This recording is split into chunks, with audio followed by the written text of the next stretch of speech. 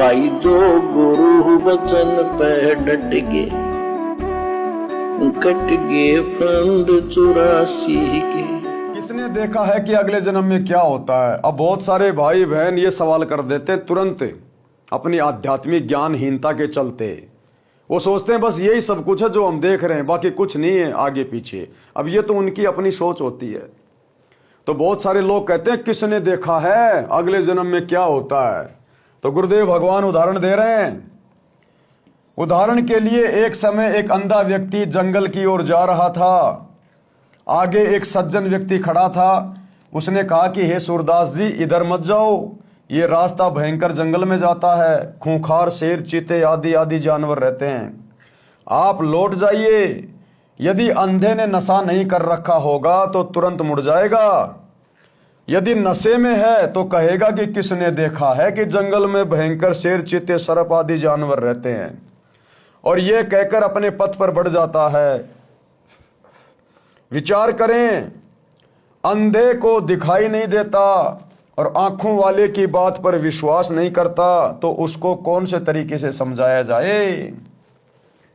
अब हमें तो आध्यात्मिक ज्ञान है ही नहीं, और संत यदि हमें समझाते हैं पुस्तक लिखकर या सत्संग करके, उनकी बातों पर हम विश्वास नहीं करें कि किसने देखा आगे भी कोई लोक है, आगे भी गधा कुत्ता बनना किसने देखा है, तो परमात्मा कहते हैं ऐसे व्यक्ति को कैसे समझाएं? उसका तो दुर्भाग्य है, उसने तो आगे चलकर वो कष्ट फिर भोगने ही भोगने हैं। यदि नहीं मानता है तो उसकी वही दशा होगी जो आंखों वाला बता रहा था, शेर मार डालेंगे।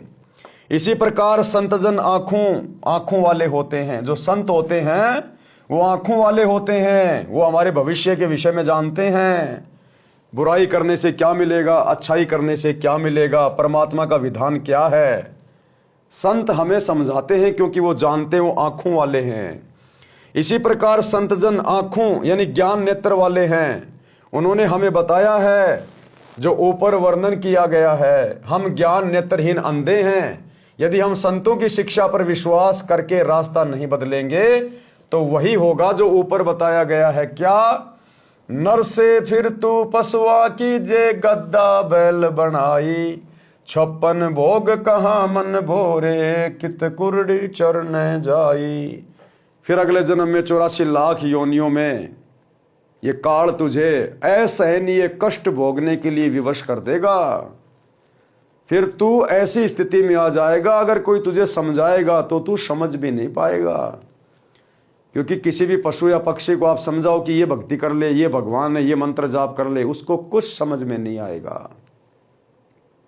आज हमें ऐसा सुंदर शरीर प्राप्त है, स्त्री या पुरुष का, ये केवल परमात्मा के गुणगान के लिए, उनकी भक्ति के लिए, मोक्ष प्राप्ति के लिए मिलता है।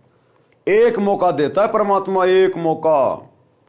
करोड़ों जन्मों गधे कुत्ते सुअर के भोगने के बाद एक मौका देता है परमात्मा। इसलिए कहते हैं मानव तन दुर्लभ है, ये मिले न बारंबार। जैसे पेड़ से पत्ता टूट जाए फिर वापस नहीं लगता डार, जिस प्रकार किसी पेड़ से पत्ता टूटकर एक बार जमीन पे गिर जाता है, वो पत्ता फिर वापस पेड़ पे नहीं लग सकता, इम्पॉसिबल।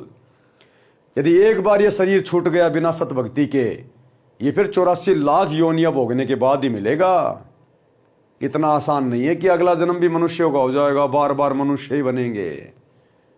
ये तो आप और हमारी मनमानी सोच है कि इंसान तो इंसान बनता है, जानवर तो जानवर ही बनता है। शास्त्र क्या कहते हैं, संत क्या कहते हैं, वो परम सत्य है। आज आपका सौभाग्य कि आप लोगों को समझाया जा रहा है, बताया जा रहा है। अन्यथा ये प्रवचन, ये सत्य ज्ञान की बातें, सतयुग में वो बड़े बड़े ऋषि जिनको आज हम बड़े बड़े महापुरुष मानते हैं, जो लाखों लाखों साल तक तपस्या करते थे, हजारों हजारों साल जो साधना करते थे, उनको भी ये सत्य वचन सुनने को नहीं मिले। जो सत्य वचन, सत्य भाषण आज आपको सतगुरु रामपाल जी के मुख कमल से सुनने को मिल रहे हैं, उनके द्वारा लिखी पुस्तकें आपको पढ़ने को मिल रही है। और फिर भी यदि आपने उनके वचनों को कान के ऊपर से टाल दिया, उनकी बातों को हल्के में ले लिया, तो भैया ये आगे के जीवन आपके इसी प्रकार से दुखदाई होंगे। कुछ व्यक्ति तो यहां तक कह देते हैं कि देखा जाएगा जो होगा। उनसे निवेदन है कि गधा बनने के पश्चात आप क्या देखोगे? फिर तो कुमार देखेगा। इस प्रकार के प्रवचन सत्संग में अवश्य सुनने चाहिए। कई कहते हैं देखी जाएगी, किसने देखा है? अरे फिर तू क्या देखेगा भाई? तू तो शरीर छूटने के बाद फिर गधा बनेगा ही बनेगा, परमात्मा का विधान है। फिर तो कुम्हार देखेगा जब तू गधा बनेगा, 2.5 मन का बोरा रखेगा, पीछे से मारेगा लठ, फिर तो कुम्हार ने देखना है।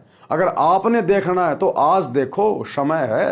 भाई जो गुरु बचन पे डट गे, कट गे फंद 84 के, कट गे फंद 84 के, कट गे फंद 84 के।